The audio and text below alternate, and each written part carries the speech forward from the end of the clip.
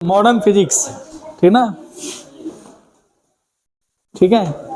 तो modern physics हम लोग करेंगे, ठीक ना। उसमें एक चैप्टर है dual nature of radiation and matter, dual nature of radiation and matter, ठीक है जी। बात मत करो, ये देखो, ये चैप्टर का नाम है जी, ठीक है ना। अभी देख लेना कौन सा चैप्टर है, ये सारा मॉडर्न फिजिक्स में ही आता है, ठीक है ना।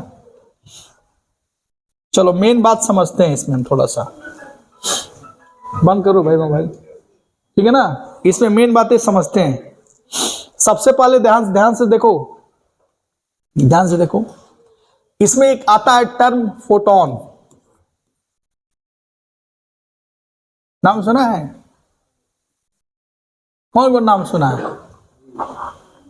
प्लैंक साहब ने फोटोन के बारे में बताया, क्या बताया कि जो प्रकाश है, लाइट, जो लाइट है वो क्या है, आ जाओ आ जाओ, लाइट, ये क्या है, amount of particle, that means quanta, बात समझ में आया, एनर्जी ऑफ पैकेट कह सकते हो। जो लाइट है ना भाई, बात नहीं बच्ची, देख इधर,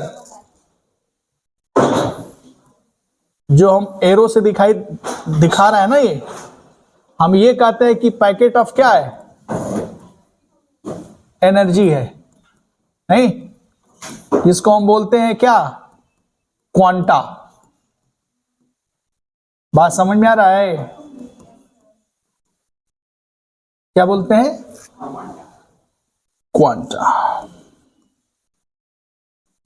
that is packet of energy, जो प्रकाश है, ठीक है ना। कहता ये है कि इसके पास जो एनर्जी है, जैसे मान लो उदाहरण के तौर पे, बात नहीं भाई, देखो बात मत करो, सुनो, ये वाला है ना फोटोन, इसी का नाम है फोटोन, पैकेट ऑफ एनर्जी। कहता है कि इसके पास एनर्जी कितना है, एक फोटोन के पास, दैट इज एच न्यू। समझ में आ रहा है? ये एनर्जी लिखो, नहीं पता नहीं क्या लिखती है, समझो। सबसे बड़ी बात है कि अंडरस्टैंडिंग होनी चाहिए। बाकी बुक पढ़ा करो, बुक इंपॉर्टेंट है, ठीक ना। ये मेरा खुद का वीडियो भी मत देखो, मैं खुद दिखाता हूं, है ना, लेकिन बुक इंपॉर्टेंट है। तो ये समझ में आ गया, इसके पास एनर्जी कितना है, एच न्यू। अगर इसी तरह एन पार्टिकल है तो एनर्जी कितना होगा, हाँ बताओ, क्या होगा बताओ, एन एच न्यू। यानी कह सकते हैं कि ये देखो, 1 एच न्यू, 2 एच न्यू दिख रहा ना, 3 एच न्यू दिख रहा है। इसी तरह क्या होगा, एन एच न्यू, अगर एन पार्टिकल है, ठीक है ना। एक चीज और देखना, अगर हम इसकी बात करें एक चीज की, ये तो हमने फोटोन के बारे में बता दिया, ठीक है ना। दूसरी बातें अगर हम तुमको बताएं कि जब यही फोटोन, आई मीन यही लाइट, यही प्रकाश, पहले नोट कर लो फिर बताता हूं, एक मीडियम से दूसरे मीडियम में जाता है। जैसे मान लो ये देखना, ये एनर्जी है ना, E बराबर क्या लिखा हमने, एच न्यू लिखा ना। क्या हम ये लिख सकते हैं क्या, nu equal to C by lambda, नाम सुने? ये फ्रीक्वेंसी है, दैट इज सी अपॉन क्या, लैम्डा, यानी आवृत्ति और वेवलेंथ। बात समझ में आया? तरंग दैर्ध्य बोलते हैं ना, ठीक है। यानी फ्रीक्वेंसी और वेवलेंथ में ये रिलेशन होता है, nu is equal to C upon lambda. और सी क्या है, सी क्या है बताओ, लाइट की स्पीड है। इसकी वैल्यू कितना होता है, 3 इंटू 10⁸ मीटर प्रति सेकेंड, ठीक है ना। तो पहले तो हमने फोटोन के बारे में कुछ छोटी छोटी चीजें बताया, और भी इसके बारे में बता रहा हूं, इसका व्यवहार बता रहा हूं क्या है, तो ये पहले आप नोट कर लीजिए, ठीक है ना। एक और चीज देख लो, एक और इसी में देख लो, अगर हम कहें, ध्यान से देखना, जब यही फोटोन, ठीक है ना, एक मीडियम से, जैसे मान लो ये क्या है, एयर, और ये क्या है, मान लो पानी है, हाँ समझ में आ रहा है ना। तो जब ये यहां चल रहा है एयर में, देख रहे हैं, समझना, तो इसकी फ्रीक्वेंसी क्या है, न्यू, और वेवलेंथ कितना है, ये ऐसे मानो लैम्डा नॉट, और फ्रीक्वेंसी कितना है, न्यू नॉट, और इसकी स्पीड कितना है, सी, एयर में।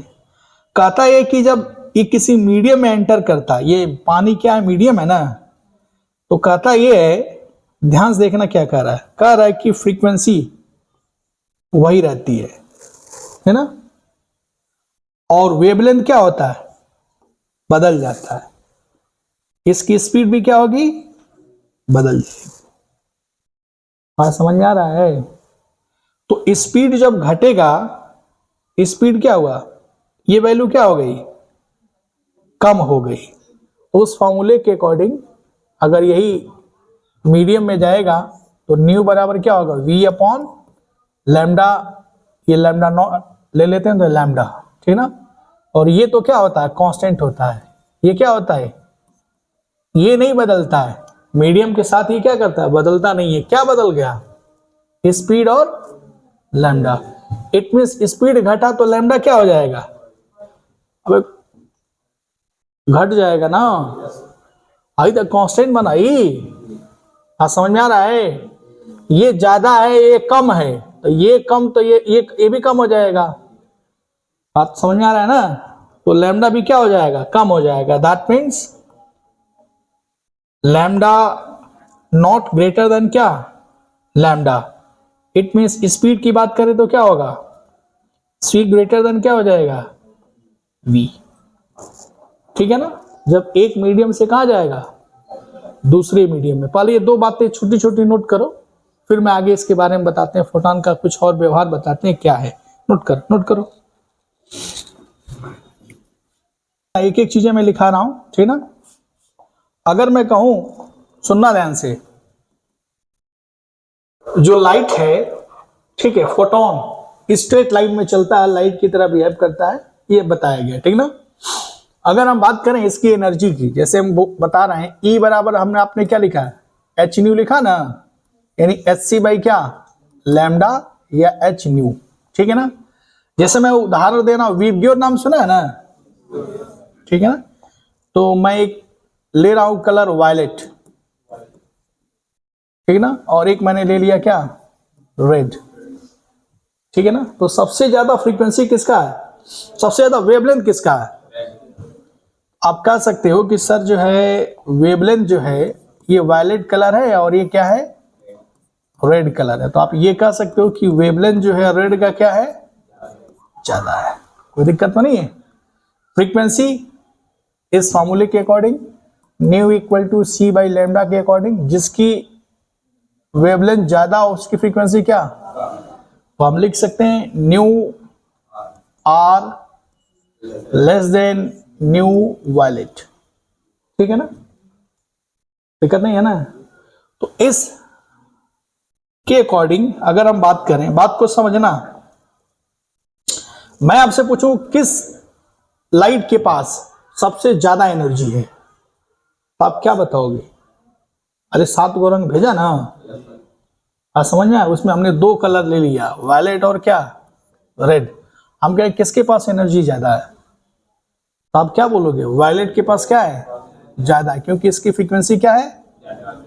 मेरी बात समझ में आ रहा है। तो आप ये लिख सकते हो E वायलेट ग्रेटर देन क्या, E रेड।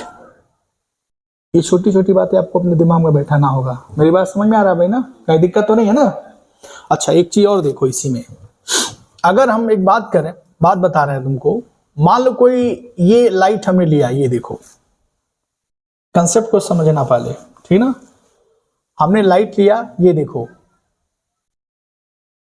ठीक है ना, ये हमने लाइट लिया और किसी पार्टिकल से टकराया, पार्टिकल समझ आ रहा है, ये कण से हमने क्या कर दिया, ठीक है ना, ये कोई कण ले लिया, कण जानता है ना, पार्टिकल, और ये लाइट है जिसकी स्पीड c है और वेवलेंथ क्या है, लैम्डा नॉट। मेरी बात समझ में आ रहा है? और इसकी एनर्जी हमने क्या ले लिया, मान लो ई नॉट। मेरी बात समझ में आ रहा है? तो मुझे एक बात बताओ, जब इससे ये टकराएगा तो टकराने के बाद क्या होगा, इसके पास कुछ एनर्जी आ जाएगा ना, और ये भागा, ये एनर्जी वो क्या, इसको क्या किया, दे दिया, और ये फोटोन टकरा के किधर चला गया, इधर। मेरी बात समझ में आ रहा है? भाई का लाइटिन है भाई, या क्या कह सकते हैं कि ये क्या है, फोटोन, ठीक ना। ये क्या है, ये है पार्टिकल, और ये क्या है, फोटोन, मतलब लाइट। अब प्रश्न ये है कि इसका वेवलेंथ और एनर्जी क्या होगा। पहले वेवलेंथ क्या था, अरे बोलो, और एनर्जी कितना था। तो इसका अगर मान लेते हैं वेवलेंथ लैम्डा है और एनर्जी ई है, तो बताओ लैम्डा क्या होगा या एनर्जी क्या होगा, एनर्जी बढ़ेगी कि घटेगी, बताओ।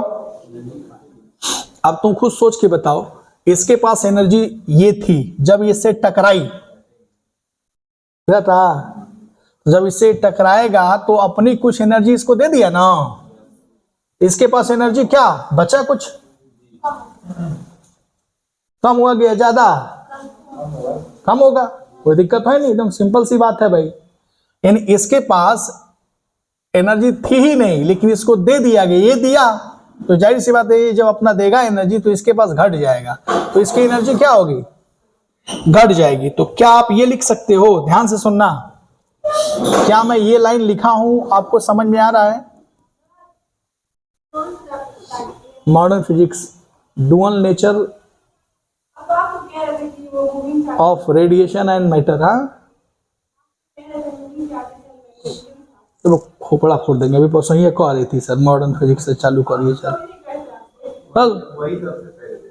यही सबकी तुम्हें ने कही मॉडर्न फिजिक्स से चालू करिए।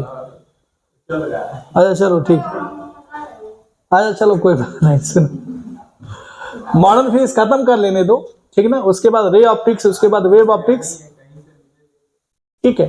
अच्छा सुनो मुझे पढ़ाने दो, देखो इधर कोई दिक्कत नहीं, अभी 2-3 चीजें बताया मैंने, ठीक ना, हाँ हाँ हाँ ठीक है, अभी समझ में आ गया ना, सुनना ध्यान से। तो एनर्जी क्या हुआ यहाँ पे बताओ, एनर्जी कम हो गया ना।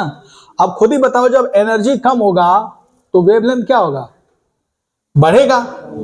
मेरी बात समझ में आ रहा है, वेवलेंथ क्या हो जाएगा, मेरी बात समझ में आ रहा है ना। अरे फार्मूला से एनर्जी जब कम हुई तो वेवलेंथ क्या हो जाएगी, वही ना बात लिखा हूं, ठीक है भाई, ठीक है। अब मुझे एक बात बताओ, अगर हम तुमसे पूछें कि फोटोन, नाम सुना है ना फोटोन, फोटोन का रेस्ट मास क्या होता है, फोटोन का रेस्ट मास क्या होता है, बताओ।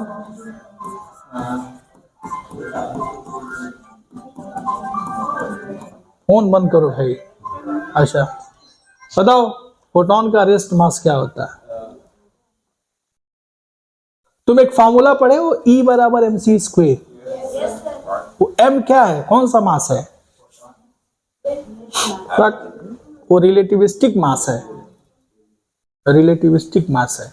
मेरी बात समझ में आ रहा है, कौन सा मास है, रिलेटिविस्टिक।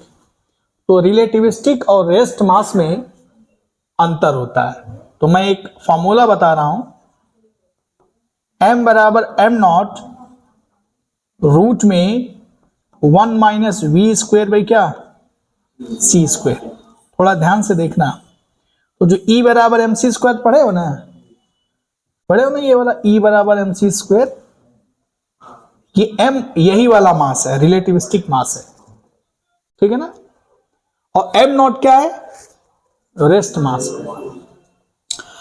तो फोटोन का रेस्ट मास होने का क्या मीनिंग है, थोड़ा ध्यान से देखना। अगर फोटोन की बात करें तो इसकी स्पीड क्या है,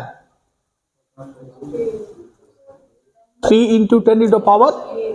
कभी ये नहीं कहा कि तुमने 0 है, एग्जिस्टेंस तो पॉसिबल ही नहीं है भाई।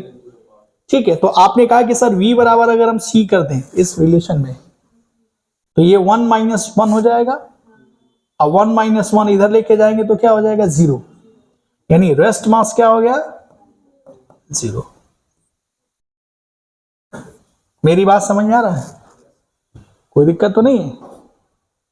ठीक है, अब आप नोट करिए, इसको नोट करिए, फिर समझाता हूं। अभी ध्यान से देखना, अभी आगे, ठीक है, छोटी छोटी बातें बता रहा हूं, पहले समझो। ठीक है, अगर हम बात करूं, ध्यान से देखना, एनर्जी जो तुमने लिखा, बात मत करो बच्ची, एच न्यू या एच सी बाई क्या यही ई बराबर, दैट इज हम लिख सकते हो mc², पढ़ा ना, ई बराबर mc²। तो क्या लिख सकते हो, देखो सी कट जाएगा ना, ये क्या मिलेगा, h/λ = क्या mc, और ये है मोमेंटम, बात नहीं, ये फोटोन का मोमेंटम हो गया नहीं, तो फोटोन का मोमेंटम किसके बराबर हो गया, h/λ, यानी लैम्डा बराबर क्या, h/p या h/ क्या mc। ये देखो यहीं से दिख रहा नहीं, कहा कि जो आपने बोला था, जो प्रकाश है, लाइट, बात समझ में आ रहा है, एक पैकेट के फॉर्म में है, बात समझ में आ रहा है, जब पैकेट ऑफ एनर्जी के फॉर्म में है तो उसका मास भी है रिलेटिविस्टिक मास। ठीक है, और उससे एसोसिएटेड क्या, लाइट वेवलेंथ, जो डुअल नेचर के बारे में हम बाद में डिस्कस करेंगे। बात मेरी समझ में आ रहा है ना? ठीक है, एक और चीज अगर हम बात करें, आपको समझिएगा, क्या इसी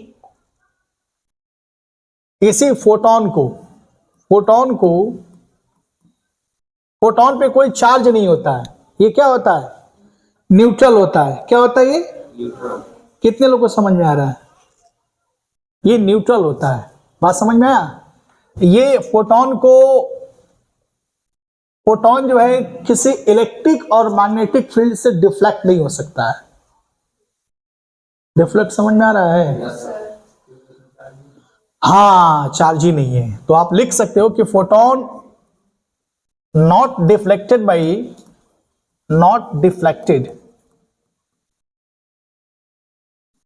बाई क्या, ई मतलब क्या, इलेक्ट्रिक फील्ड एंड क्या, मैग्नेटिक फील्ड। मतलब इस फोटोन को इलेक्ट्रिक फील्ड से डिफ्लेक्ट नहीं किया जा सकता है और ना ही मैग्नेटिक फील्ड से। ठीक है, जैसे चार्ज को फील्ड में रखोगे ना, इलेक्ट्रिक फील्ड में, तो उस पर बल लगने लगता है, समझ में आ रहा है कि नहीं। और किसी भी चार्ज पार्टिकल को मैग्नेटिक फील्ड में अगर स्पीड दोगे तो बल लगने लगता है। ठीक है, लेकिन इस फोटोन पे कुछ भी फर्क नहीं पड़ेगा, ठीक ना। एक और चीज, मुझे एक बात बताएं, ये तो हो गया जी, ठीक ना। अगर हम इसी में बात करें, ध्यान से देखना, अगर किसी सरफेस पे बात नहीं भाई, अगर नंबर ऑफ फोटोन क्या करे, बढ़ाए। ठीक है, अगर नंबर ऑफ फोटोन, जिसको हम बोल रहे हैं एन अगर बढ़ा रहे हो किसी सरफेस पे, तो उस सरफेस पे इंटेंसिटी क्या होगी, बढ़ेगी। That means number of photon is proportional to क्या, इंटेंसिटी। ठीक है, जहां पे आई क्या है, इंटेंसिटी ऑफ लाइट, यानी इंटेंसिटी ऑफ लाइट बढ़ाने का क्या मतलब है, हम नंबर ऑफ फोटोन बढ़ा रहे हैं पर सेकेंड। ठीक है ना, मेरी बात समझ में आ रहा है। जैसे उदाहरण के तौर पे अगर हम बात करें, ये कोई सरफेस हमारा है और यहां पे 1 2 3 फोटोन गिरा, ठीक है। तो इस सरफेस पे पड़ने वाली यानी इस लाइट की जो इंटेंसिटी होगी, इस लाइट की इंटेंसिटी, और ये कोई सरफेस है, इस पे हम गिरा रहा है, ये देखो, हाँ 5 दे दें। सरफेस जबकि हमारा एक ही है, ध्यान है सरफेस एरिया हमारा बराबर है, ठीक है। तो किसकी इंटेंसिटी ज्यादा होगी? अगर ये मान लेते हैं आई डैश, तो हम कहेंगे आई डैश की इंटेंसिटी क्या है? ज्यादा है, एक यूनिट एरिया सरफेस पे, ठीक है। तो इसके बाद हम डिस्कस करेंगे इंटेंसिटी ऑफ लाइट क्या है। तो पहले समझ लो, अभी बाद में लिखना। ये लिख लिया क्या? ये लिखा, पहले नोट करो, फिर बताते हैं इंटेंसिटी ऑफ लाइट, ठीक।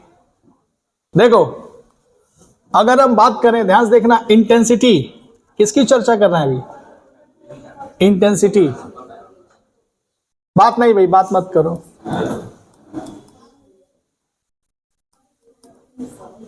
इंटेंसिटी, ध्यान से देखो, इंटेंसिटी आई, ठीक है, क्या होता है ध्यान से समझना। इसका रिप्रेजेंटेशन क्या है? आई।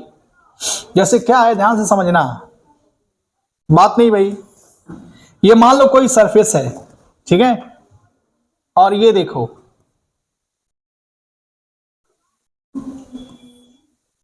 बात नहीं बच्ची, देखो इधर, ये कोई लाइट या फोटोन इस सरफेस पे गिर रहा है ना, और ये देखो इसका एरिया दिख रहा है,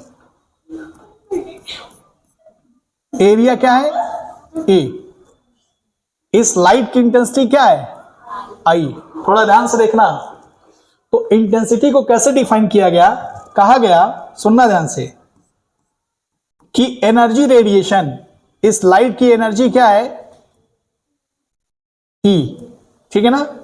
energy radiation per unit area और पर यूनिट टाइम, इसी को इंटेंसिटी बताया गया, दिख रहा है? Energy radiation per unit area पर यूनिट टाइम को हम क्या बोल रहे हैं? इंटेंसिटी ऑफ लाइट, ठीक है। और intensity of light, number of photon जितना ज्यादा बढ़ाओगे उतना ही क्या होगा? इंटेंसिटी क्या होगी? बढ़ेगी। ये बात हमको यहां से पता है, ठीक है ना। थोड़ा ध्यान से देखना, अगर हम बात करें कि यहां पे ध्यान से देखना, यहां पे इसको क्या लिख सकते हो? ध्यान से देखना, I equal to E by T into क्या? A. E by T energy पर यूनिट टाइम, वो क्या लिख सकते हो आप? एनर्जी पर यूनिट टाइम को क्या लिख सकते हो? पावर, पावर बटे एरिया, नहीं, ठीक ना। यहां से चाहो तो यूनिट भी लिख सकते हो, वाट पर मीटर स्क्वायर, और यहां से छोटी छोटी चीजें पता ही है, जूल बाई मीटर स्क्वायर और सेकेंड, बाकी यूनिट डायमेंशन अपना लिखते रहना, ठीक है ना। अगर हम कहें कि हमने तुमने एक फोटोन का निकाला, क्या निकाला? अगर हम कहें कि n फोटोन के लिए क्या करोगे? ध्यान से देखना, I बराबर n e upon t into A, बराबर नहीं है ना, ठीक है। क्या आप इसी को ऐसे लिख सकते हो? नंबर ऑफ फोटोन पर सेकेंड, नंबर ऑफ फोटोन पर second is equal to I A by क्या? ई। क्या आप इसी को ऐसे लिख सकते हो?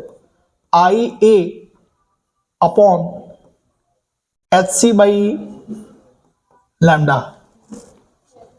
ये क्या है पता है? नंबर ऑफ फोटोन पर सेकेंड, ठीक है ना। इसको बोलेंगे कि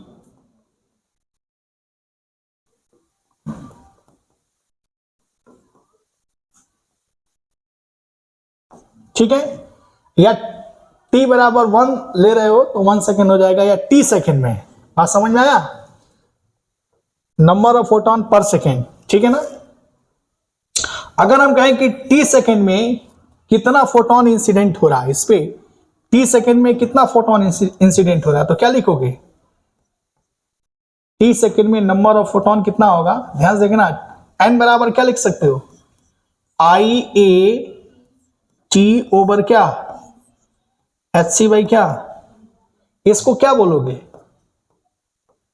नंबर ऑफ फोटोन इन क्या, टी सेकेंड पर यूनिट टाइम। कैसे हो जाए भाई, टी सेकेंड पर नहीं लगाएंगे, पर का मतलब टाइम से डिवाइड हो गया।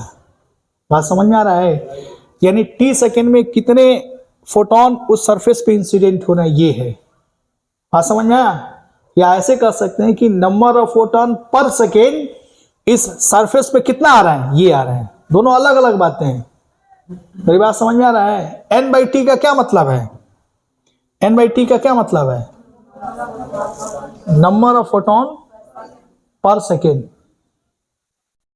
मेरी बात समझ में आ रहा है, यानी ठीक है। अब हम कहें कि इसी बात को कि टी सेकेंड में कितने नंबर ऑफ फोटोन इंसिडेंट हो रहे हैं टी सेकेंड में, तो क्या बोलोगे, एन बराबर आई ए टी अपॉन, ये क्या है, नंबर है, और ये क्या है, नंबर पर टी है, टाइम पर सेकेंड। बात समझ में आया, ठीक है ना। तो ये नोट कर लो, फिर इस पे मैं और भी क्वेश्चन दे रहा हूं, नोट करो। कुल मिला के आप अपने दिमाग में क्या बैठाना है, ये सब बैठाए रखिएगा, ये फार्मूला है ना, ये वाला जो मैंने लिखाया है, ठीक है। एक मैं छोटा सा उदाहरण ले रहा हूं, ध्यान से देखिएगा, सुनिए। एक मैं क्वेश्चन ले रहा हूं, बात नहीं, देखो इधर, ये देखो, ये हमारा क्या है, कोई सर्कुलर प्लेट है, इसका रेडियस आर है, दिख रहा है, इसका रेडियस क्या है, आर, और ये देखो इस पे लाइट गिर रहा है, देखना थोड़ा सा, बात नहीं, ठीक है। तो इस सरफेस एरिया पर नंबर ऑफ फोटोन पर सेकेंड, ठीक है, कितना हो रहा है, जबकि लाइट की इंटेंसिटी क्या है, आई, तो क्या लिखोगे, यानी एन बाई टी की वैल्यू क्या होगा, क्या लिख सकते हो, ध्यान देखना, आई ए अपॉन क्या, एच सी बाई, इस लाइट का वेवलेंथ क्या है, लैम्डा, और स्पीड क्या है, सी, एच प्लैंक कांस्टेंट आपको बताइए। एन बाई टी क्या है, नंबर ऑफ फोटोन पर सेकेंड, ठीक है, और कितना होगा, या नंबर ऑफ फोटोन कितना होगा, ध्यान से देखना, N pi R square T, T second में कितना होगा, एच सी बाई क्या, लैम्डा। कोई दिक्कत तो नहीं है। अगर मैं कहूं, ध्यान से देखना, इधर देखो ध्यान से, बात नहीं, अगर मैं कहूं कि इस पे ये देखो, ये दिख रहा है, एक सिलेंडर है जिसका रेडियस क्या है, या डायमीटर कितना है, 2r, और हाइट कितना है, h। मैं इस पे लाइट गिरा रहा हूं, ठीक है ना, ये देखो, दिख रहा है, जिस लाइट की वेवलेंथ क्या है, लैम्डा, और इंटेंसिटी क्या है, आई। तो बताओ N by T, number of photon पर सेकेंड कितना होगा, नंबर ऑफ फोटोन पर सेकेंड। क्या मैं डायरेक्ट लिखूं, समझ जाएंगे आप, N by T is equal to, बाकी एन की वैल्यू आप निकाल लेंगे, ठीक ना, आई, ठीक है ना, 2r इंटू एच ओवर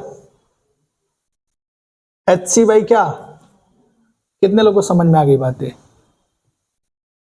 ठीक है, कहीं कंफ्यूजन तो नहीं है ना। अच्छा, एक और अगर मैं क्वेश्चन दूं, कितने लोगों को है समझ में, हाथ उठाना, एरिया समझ में आ गया ना। एक और देखो, मान लो ये हमने कोण ले लिया, कोण समझ में आ रहा है, ठीक है, समझ में आ रहा है ना जी, जिसका डायमीटर, ये वाला डायमीटर कितना है, 2r, और ये हाइट कितना है, h, और इस पे लाइट पड़ रहा है, दिख रहा है, लाइट, देख रहा।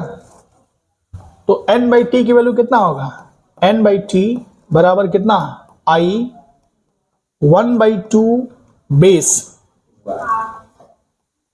इनटू क्या, h over H C by क्या। ठीक है भाई, दिक्कत नहीं है ना। ठीक है, लाइट जब पड़ेगा तो ये कितने वाले, यहां से अगर मान लो काट के देखो तो ऐसे बनेगा ना, ऐसे बनेगा कि नहीं। इसका ये वाला लेंथ 2r और हाइट कितना है h। जैसे इसको देखो, चिप्स जैसे है ना, इसको काटो तो हाइट कितना हो गया h, आई डायमीटर कितना हो गया, ये वाला लेंथ, यानी लेंथ ये h हो गया और विड्थ कितना हो गया 2r। ये आपने निकाल लिया, वैसे इसका भी है। ठीक है ना, फटाफट नोट करो। अब इसी लाइट को किसी एंगल पे गिराए तो क्या होगा, ठीक है ना, पहले नोट करो इसको। हाँ बोल बच्ची। हाँ ठीक है, इधर देखो, ध्यान से देखना। एक और, अगर मान लो ये देखो, ये मान लो मेरा कोई सरफेस है और ये लाइट ऐसे गिर रहा है, दिख रहा है।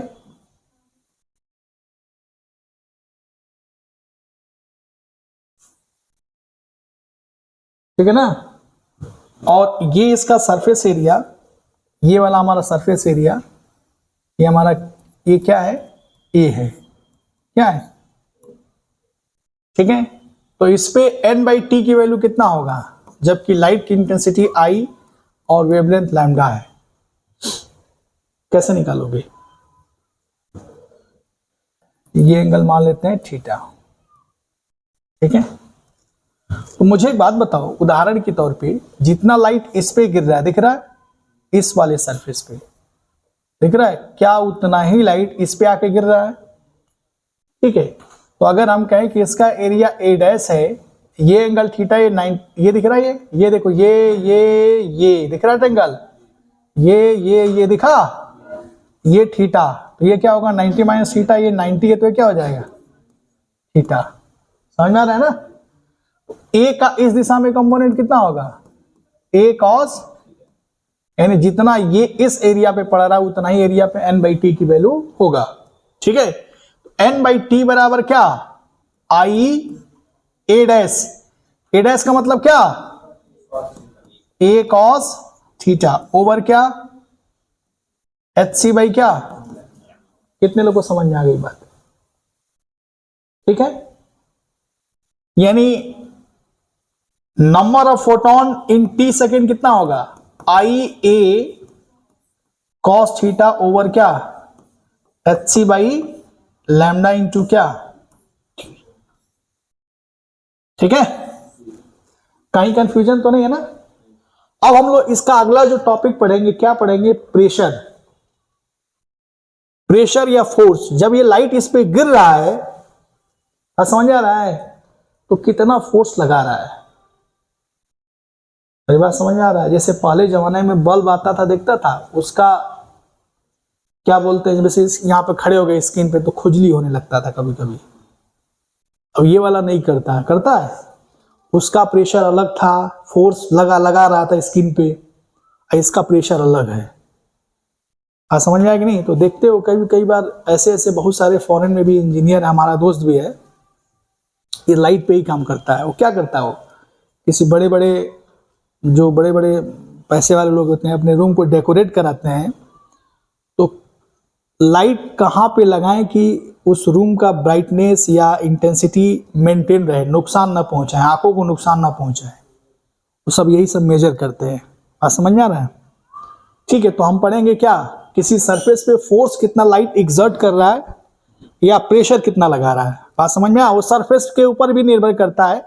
मान लो चिकना है या खुरदुरा है, या ऐसा सरफेस जो रिफ्लेक्टिंग हो, एक ऐसा सरफेस जो पूरा एब्जॉर्ब कर लेता हो, या ऐसा सरफेस जो मीडियम है, ठीक है ना, ग्रे जैसा है। ठीक है, तो इसके बाद हम लोग टॉपिक पढ़ेंगे क्या, force and pressure exerted by EMW, electromagnetic wave या लाइट। ठीक है, या फोटोन। नोट कर लो, जल्दी नोट करो। चलो देखो, लिखो फोर्स एंड क्या क्या प्रेशर exerted by क्या exerted by photon या क्या EMW या लाइट, इलेक्ट्रोमैग्नेटिक वेव। बात समझ में आया? ध्यान से देखना, थोड़ा ध्यान से समझो पहले कि कितना जो है ये मान लो कोई सरफेस है, ये लाइट आया, इधर देख पहले, ये लाइट आया, आने के बाद हो सकता है कि ये सरफेस क्या करे, एब्जॉर्ब कर ले, या हो सकता है कि ये सरफेस क्या करे, इमिट नहीं बोल देला, रिफ्लेक्ट कर दे। ठीक ना? और समझ में आ रहा है? तो हम कहें कि इस पे फोर्स कितना लग रहा है, तो ये फोर्स का फॉर्मूला पढ़े हो, F बराबर डेल्टा P बटे डेल्टा T, पढ़ा है ना? इसको क्या लिख सकते हो, फाइनल मोमेंटम माइनस क्या इनिशियल मोमेंटम डिवाइड बाई, ठीक है?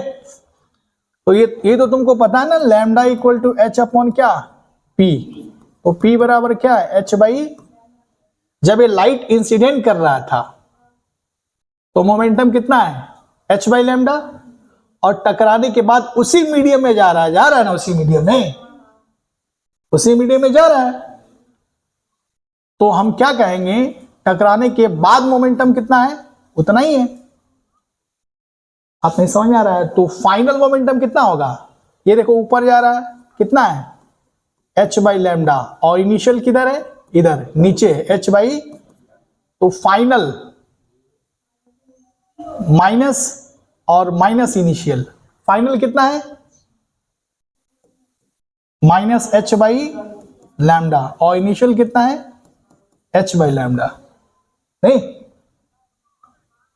अरे दिक्कत नहीं है ना, फाइनल किधर है, सॉरी फाइनल, अगर ऊपर ऐसे मैं गलत बोल दिया, वैसे फाइनल ये क्या है, पॉजिटिव है, ये ले लो, और इनिशियल क्या हो गया, ये ऐसे ले लो, कोई दिक्कत नहीं, डायरेक्शन हमने पॉजिटिव ऊपर लिया तो ये बना दिया, ठीक है? अगर डायरेक्शन इधर पॉजिटिव लगे तो पिछला वाला सही था, माइनस कर दोगे, ठीक है ना? ये समझ में आ गया?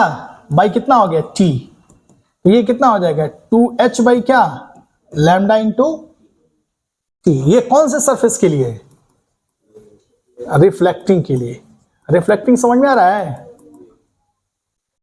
2 कैसे है पता चला ना, ठीक है? ये एक फोटोन के द्वारा उस पर फोर्स लग रहा है, इसी तरह अगर n फोटोन पे कितना लगेगा फोर्स, n फोटोन अगर हो तो फोर्स कितना लगेगा इस सरफेस पे, F is equal to n 2H by क्या लैम्डा इंटू, यानी n by T 2H by क्या, याद है ये क्या लग रहा है, फोर्स लग रहा है ना?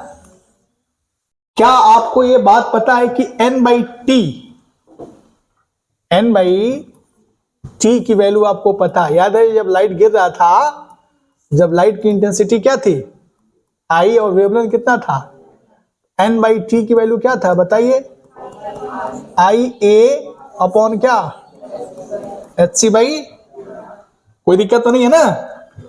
तो क्या आप यही चीज इस फोर्स में फिट कर देंगे, F बराबर कितना होगा बताइए, n बाई टी की जगह पर रखें, क्या होगा I A upon H C by क्या लैम्डा इंटू कितना 2H बाई कितना लैम्डा, H बाई लैम्डा खत्म हो गया, क्या मिला फोर्स 2IA अपॉन क्या, अगर मैं आपसे पूछूं प्रेशर कितना होगा, पावर नहीं pressure, P is equal to F by A, F by A that means कितना होगा 2I बाई, ये किसके लिए प्रेशर हुआ, रिफ्लेक्टिंग सरफेस के लिए, ठीक है ना? इस सरफेस पे जो प्रेशर एग्जर्ट कर रहा है, बात समझ में आ रहा है ना? ठीक है, तो कितना प्रेशर एग्जर्ट कर रहा है 2I बाई, कब, लेकिन सरफेस क्या होना चाहिए रिफ्लेक्टिंग, क्या होना चाहिए रिफ्लेक्टिंग सरफेस के लिए, 2I/c का इस्तेमाल कर रहे हैं। ओके, और फोर्स कितना लगेगा 2IA/c। अरे कुल मिला के F निकाले के बाद है मल्टीप्लाई कर दो, ठीक ना, ये नोट करो चलो। मान लो सरफेस हमारा क्या है, एब्जॉर्प्टिव सरफेस है। क्या है,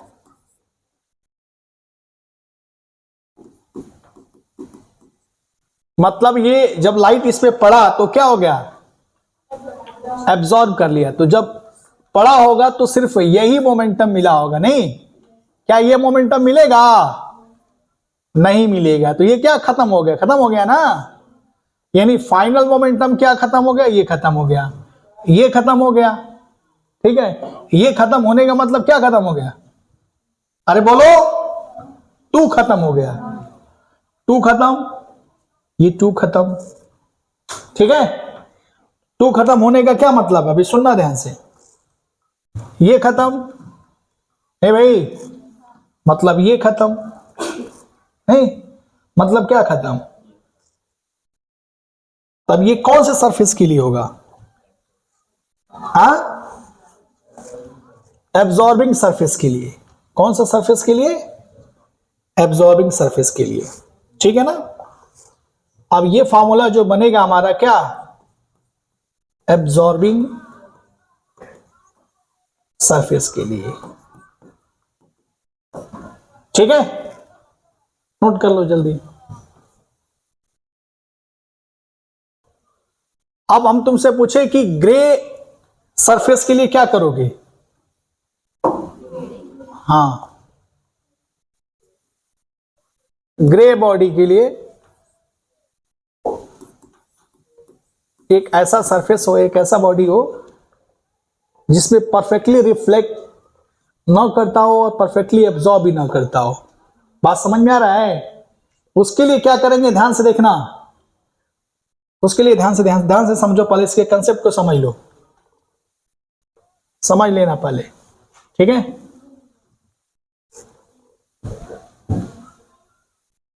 समझ लो पहले, ग्रे ऑब्जेक्ट के लिए क्या करेंगे। क्या आपको ये बात पता है, सुनना ध्यान से, कि मान लो ये सरफेस है ना, और ये लाइट क्या हो रहा है, बताओ, लाइट क्या हुआ, इंसिडेंट हुआ, इसकी एनर्जी मान लो E है, क्या है, E। कुछ क्या हुआ, कुछ क्या हुआ, एनर्जी रिफ्लेक्ट कर गई, और कुछ क्या हुआ, क्या क्या हुआ बताओ, कुछ एनर्जी क्या हुआ, एब्जॉर्ब कर लिया, नहीं। तो क्या ये लिख सकते हो, E बराबर ER प्लस EA, नहीं, अरे एनर्जी के नियम के हिसाब से अगर E से डिवाइड कर दो तो क्या मिलेगा, ER upon E over plus EA upon क्या, E, यानी 1 बराबर R प्लस A। ये रिफ्लेक्टेंस पावर है और ये एब्जॉर्प्टिव पावर है। ठीक है ना, मेरी बात समझ आ रहा है, ये रिफ्लेक्टेंस पावर और ये क्या है, इट मींस ग्रे ऑब्जेक्ट के लिए, यानी R की वैल्यू अगर ध्यान से देखें तो R की वैल्यू हमेशा 0 भी हो सकता है और 1 भी हो सकता है। इसी तरह A की वैल्यू 0 भी हो सकता है और 1 भी हो सकता है। अगर हम कहें कि R इक्वल टू 1 तो बॉडी क्या है, परफेक्टली रिफ्लेक्टिंग ऑब्जेक्ट है। आई मीन जो जिस सरफेस पे पड़ रहा है वो सरफेस क्या है, परफेक्टली रिफ्लेक्टिंग है, मतलब वो जितनी लाइट आई और क्या हो गई, चली गई। इट मींस इस केस में A की वैल्यू क्या हो गया, ठीक है, बात समझ में आ रहा है। अगर हम कहें कि R बराबर 0 और A बराबर 1, इसका मतलब क्या, पूरी लाइट क्या हो गई। अगर कोई ग्रे ऑब्जेक्ट की बात करें जो हमारा वैल्यू क्या होगा, 0 से लेके 1 के बीच में, तो एक जनरल फॉर्मूला अगर मैं बनाऊं, ध्यान से देखना, जनरल फॉर्मूला बना रहा हूं फोर्स का, फोर्स इज इक्वल टू, ध्यान से देखो, I/C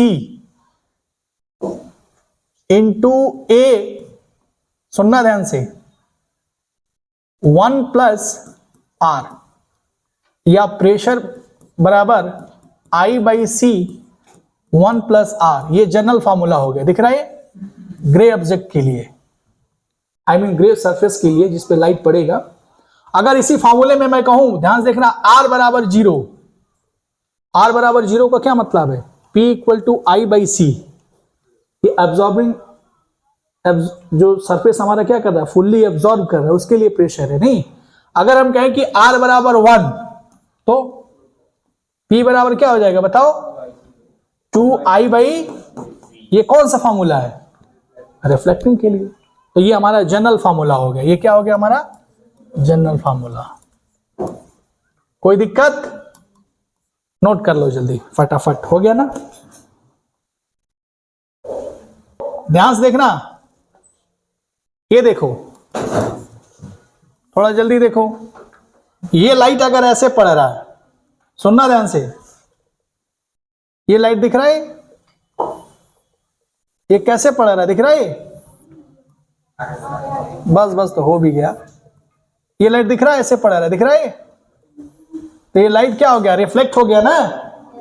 तो ये इनिशियल मोमेंटम कितना है, ये देखो, अगर मैं मान लो ये एंगल लैम्डा ले रहा हूं, ये देखना, ये सॉरी ये एंगल थीटा में ले रहा हूं, ये क्या lambda by, sorry lambda equal to क्या होता है, H/P होता है ना, तो मोमेंटम कितना होगा, H बाई लैम्डा। इस डायरेक्शन में मोमेंटम ये हो गया, नहीं, और टकराने के बाद भी मोमेंटम कितना है, वही है, H बाई क्या लैम्डा है, ठीक है ना। तो ये किसी एंगल पे पड़ रहा है ना, तो ध्यान से देखना, तुम ये देख रहे थे ना कि चेंज इन मोमेंटम कितना होगा, बता सकता है इसका, हाँ, ये देखो, ये इस कंपोनेंट में दिख रहा है, ये एंगल अगर मान लो ये एंगल थीटा है तो ये भी एंगल थीटा है ना, तो इसका इस दिशा में मोमेंटम कॉस थीटा, और इस दिशा में क्या होगा, तो ये वाला मोमेंटम यानी टकराने के पहले वाला मोमेंटम दिख रहा है, ये देख टकराने के बाद वाला मोमेंटम दिख रहा है, दो कंपोनेंट मिल रहा है, तो ये वाला कंपोनेंट तो सेम रहेगा, कंजर्व हो रहेगा, ये वाला चेंज हो जा रहा है, एक नीचे तो ये क्या, तो ये कॉस कंपोनेंट देगा ना, कॉस कंपोनेंट देने का क्या मतलब, मैं डायरेक्ट लिख रहा हूं, रिफ्लेक्टिंग सरफेस की बात कर रहा हूं, 2H बाई लैम्डा क्या कॉस थीटा, नहीं, मेरी बात समझ में आ रहा है। तो फोर्स कितना लगेगा, F इज इक्वल टू कितना लगेगा बताओ, डेल्टा P ओवर क्या डेल्टा T, ठीक है ना, तो क्या होगा 2H by lambda cos theta into क्या T, N फोटोन होंगे तो क्या करेगा, N बाई T 2H क्या कॉस थीटा ओवर क्या लैम्डा। N बाई T की वैल्यू पता है कितना होता है, बता, IA कॉस थीटा ओवर क्या, याद आ गया, क्या ये वैल्यू यहां पुट कर दोगे तो क्या मिलेगा बताओ, क्या मिलेगा बताओ, N by T 2IA cos theta by HC by lambda, बताओ IA कॉस थीटा ओवर क्या HC बाई लैम्डा, और ये क्या मिला 2H कॉस थीटा बाई क्या लैम्डा, ये देख कट गए, क्या मिलेगा F बराबर,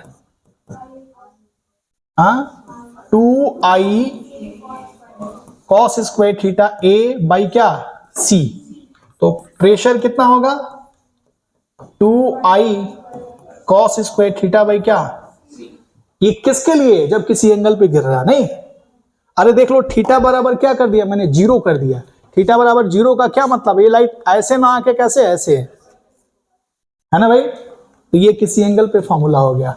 इसी में चाहो तो एक जनरल फॉर्मूला भी बना सकते हो, कैसे, कोई भी किसी भी ऑब्जेक्ट के लिए P equal to I cos square theta by C 1 plus R बना सकते हो, नहीं बना सकते हो क्या, ठीक है। अगर हम कहें कि R बराबर 1 तो रिफ्लेक्टिंग सरफेस के लिए, R बराबर 0 तो किसके लिए, R बराबर 0 या A बराबर क्या 1, नहीं, बात समझ में आ रहा है ना, और ये रिफ्लेक्टिंग सरफेस के लिए, ठीक है, नोट करो, अब ये मैंने करा दिया, ठीक है ना। कुल मिला के पावर, एनर्जी और इंटेंसिटी, इसके बारे में मैंने समझा दिया, क्लियर, इसका कंसेप्ट मैंने बता दिया। ठीक है, कोई दिक्कत तो नहीं है। बाकी कल करते हैं। कल हम लोग करेंगे क्या, डुअल नेचर, ठीक है ना, डी ब्रॉगली के बारे में बताएंगे, lambda equal to H upon M V. ठीक है, कल मिलते हैं।